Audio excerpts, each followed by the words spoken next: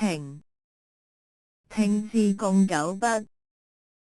第一筆點，第二筆橫，第三筆豎，第四筆橫接，第五筆橫，第六筆點二，第七筆橫撇，第八筆橫，第九筆豎勾。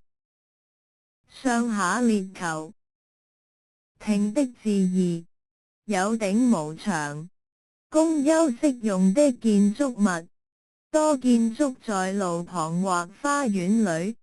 涼亭、牡丹亭。建築得比較簡單的小房子。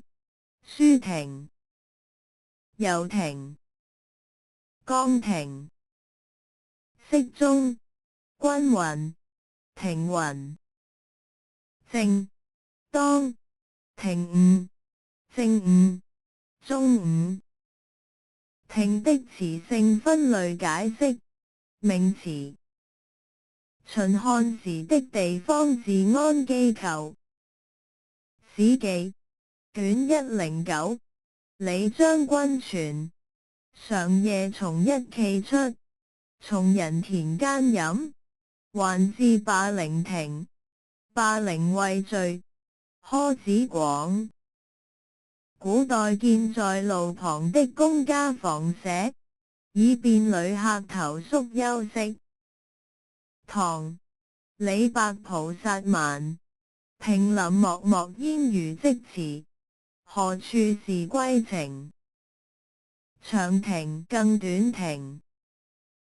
守望敵情的處所。三國魏王粲七哀詩3首之3。登城望亭睡，翩翩飛樹奇。有頂無牆，供人憩息、觀賞的建築物，多築在花園或路旁。御、涼亭、茅亭。宋歐陽修《醉翁亭記》峰迴路傳，有亭亦言，臨於泉上者，醉翁亭也。一種供辦公或營業使用的小型房子。